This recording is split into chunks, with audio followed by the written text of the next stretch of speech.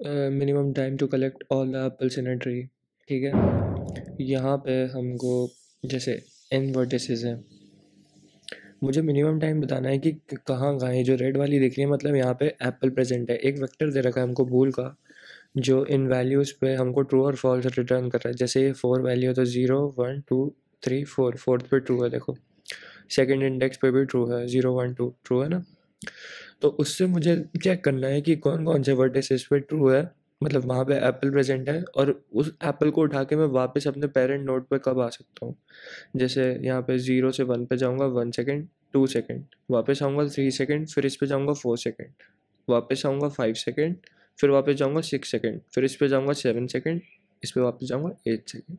तो मतलब एक एज को हमें, अगर मैं ट्रैवर्स कर रहा हूँ नीचे जा रहा हूँ, तो मतलब मेरे को 2 सेकेंड्स ही लग रहे हैं। तो यहाँ पे मैं डेप्थ फर्स्ट सर्च बहुत इजीली लगा सकता हूँ, जो कि मेरे को दिखाई दे रहा है। जैसे मैं 4 से 1 पे आऊँगा तो 2 सेकंड्स होंगे, 5 से 1 पे आऊँगा तो 2 सेकंड्स होंगे, फिर यहाँ पे 2 सेकंड्स। लेफ्ट सब ट्री का कितना हो गया, 6 सेकंड हो गया। 3 से 2 पे आऊँगा 0, क्योंकि यहाँ पे एप्पल नहीं है, यहाँ पे भी एप्पल नहीं है। 2 से 0 में जाने में सिर्फ 2 सेकंड यहाँ पे लगेंगे, तो 8 सेकंड आंसर हो गया। सेम यहाँ पे 5 से 1 पे 2 सेकंड होंगे, 4 से यहाँ पे 0 हो जाएगा, तो यहाँ पे कितने हो गए, 2 सेकंड हो गए। और यहाँ पे भी 2, तो यहाँ 4 सेकंड्स हो गए, यहाँ पे 2 सेकंड्स हो गए, 6 सेकंड्स हो गए, 6 सेकंड आंसर। तो सबसे पहले हम डीएफएस जब लगाते हैं तो हम क्या निकालते हैं, सबसे पहले एक एडजेसेंसी लिस्ट बनाएंगे।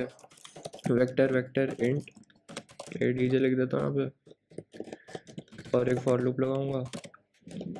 Auto edges to edges, edges में हमारे सारे 2D फॉर्म में एजेस दे रखे हैं, ठीक है। तो मैं यहाँ से ADJ h0 dot push back edg1, ठीक है। edg1 ये मैं ऐसा क्यों कर रहा हूँ, क्योंकि ये अनडायरेक्टेड ग्राफ है। इसमें इन्होंने हमें ये समझ लेना, जैसे 0 से 1 है तो 1 से 0 भी एज एग्जिस्ट करता है, इसलिए मैंने 0 से 1 और 1 से 0 भी एज एग्जिस्ट करता है, इसलिए मैंने ऐसे लिखा है।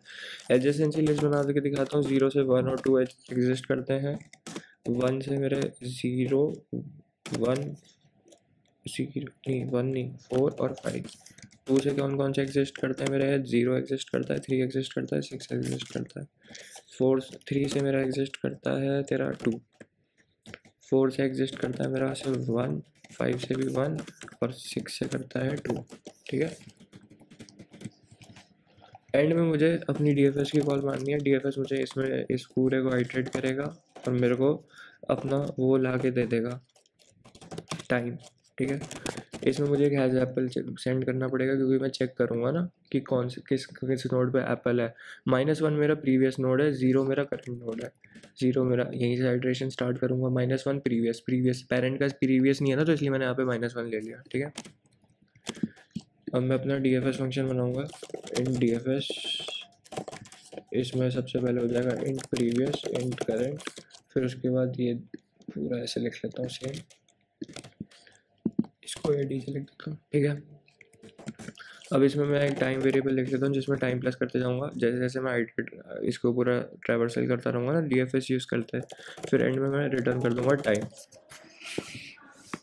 ठीक है।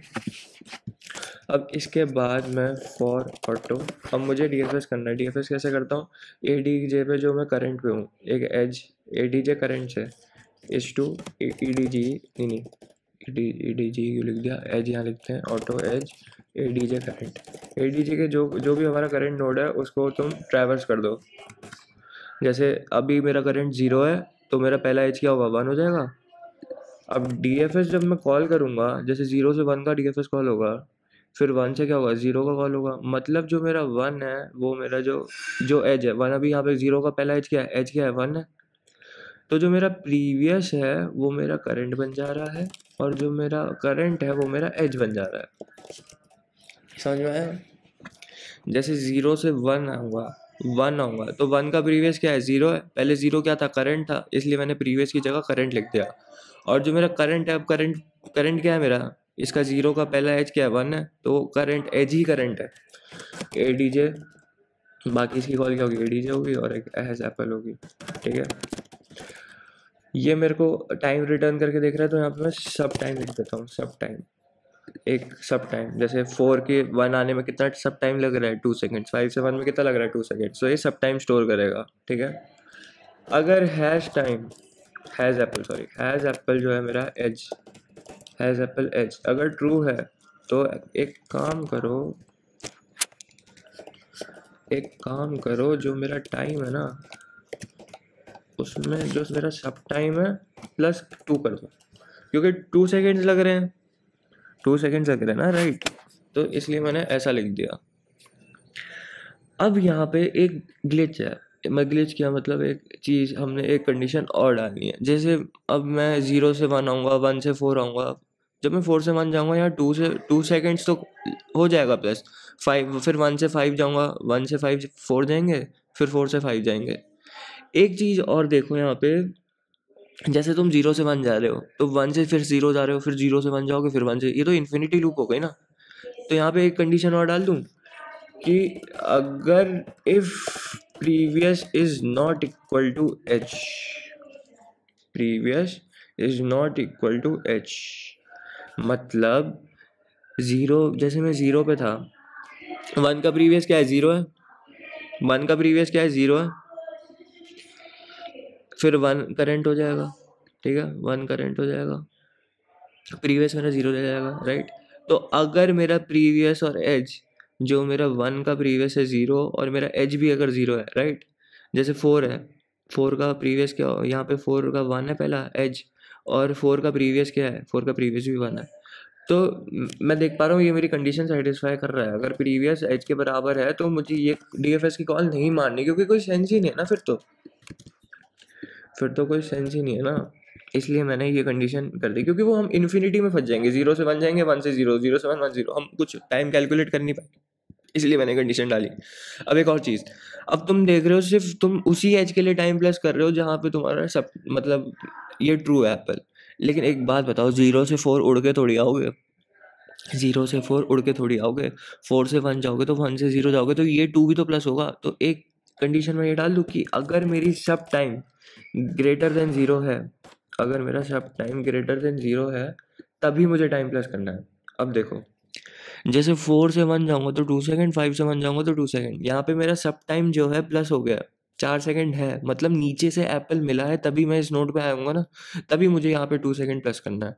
अब जैसे यहाँ पे 3 है और 6 है, यहाँ पे मुझे एप्पल नहीं मिला है, तो मेरा सब टाइम ग्रेटर देन 0 नहीं आएगा, सब टाइम मेरा 0 ही आएगा, क्योंकि मैंने आंसर यहाँ पे टाइम 0 का रखा है ना, तो वो सेट जो रिटर्न करेगा उस डीएफएस कॉल को टाइम, वो 0 ही रिटर्न करेगा, यहाँ पे 0 आएगा, यहाँ पे 0 आएगा, ठीक है। वो ग्रेटर देन 0 नहीं है तो यहाँ पे मैं ये प्लस भी नहीं करूँगा, फिर यहाँ पे एप्पल आया तब भी मैं प्लस करूँगा। तो अगर हमें नीचे एप्पल मिल रहा है तो फिर जितने नोड्स एग्जिस्ट करते हैं सबके लिए मुझे क्या करना है, टाइम हमेशा 2 सेकंड बढ़ा देना है आगे। समझ में आ गया? It will stuck in infinity loop, that's why. और यहाँ पे storing time taken for each node, और यहाँ पे returning time to collect apples. ठीक है, समझ में आया होगा, रन कर लेते हैं।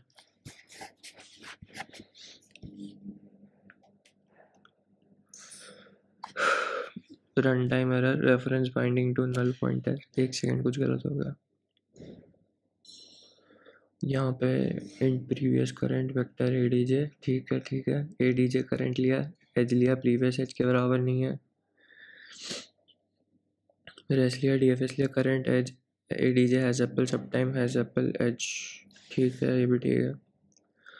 इंट एन वेक्टर इंट, ये ठीक है, वेक्टर इंट एडीजे, एक मिनट इसको साइज एन कर दो, इसको साइज एन ले लो, आई गेस सब चल जाएगा। इसका साइज हमने डिक्लेयर नहीं करा,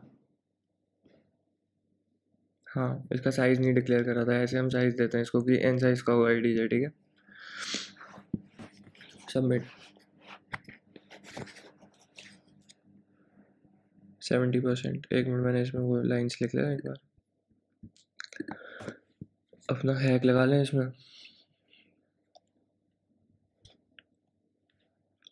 हैक क्या होता था, iOS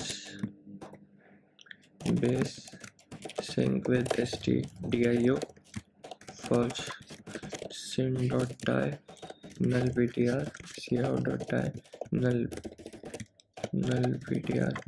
इसकी टाइम कॉम्प्लेक्सिटी क्या होगी सॉल्यूशन की, टाइम कॉम्प्लेक्सिटी बता देता हूँ, time complexity depth first search कर रहे हैं। डेप्थ फर्स्ट सर्च का फर्स्ट क्या होता है, vertices plus edges, vertices plus edges. और स्पेस कॉम्प्लेक्सिटी कितनी लग रही है यहाँ पे, स्पेस कॉम्प्लेक्सिटी लग रही है हमारे कितने, सिर्फ एजेस के लिए हम एक एडजेसेंसी लिस्ट बना रहे हैं ना, एजेस के लिए। और वर्टिसेस के लिए कह सकते हो, नहीं एजेस के लिए नहीं, वर्टिसेस के लिए 0, सारे वर्टिसेस के लिए बनेगी ना, तो V1 लिख के यहाँ पे ये हो गया। ठीक है, सबमिट करो।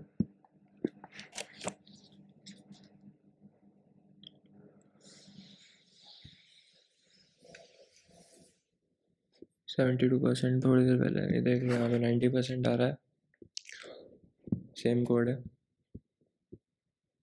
ठीक है, so we have solve this question. अगर तुम्हें कॉल स्ट्रक्चर समझ नहीं आ रहा है कि यहाँ पे कॉल्स कैसे हो रही हैं, तो हम लिख सकते हैं। वैसे 2-3 कॉल्स लिख के बताता हूँ।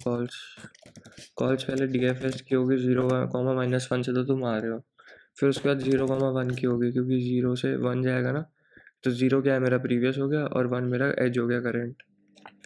ADJ has Apple.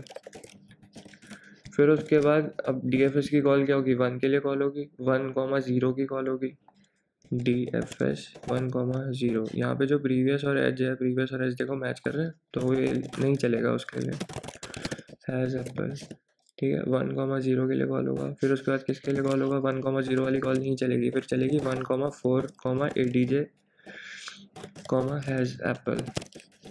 1,4 की कॉल चलेगी, 1 से 4 जाएगा ना, फिर DFS की 4। अब करंट क्या हो गया, 4 हो गया, प्रीवियस हो गया मेरा 1, प्रीवियस मेरा 1 है, करंट मेरा 4 हो जाएगा। तो अब जो मेरा अगली कॉल होगी वो होगी DFS 4,1।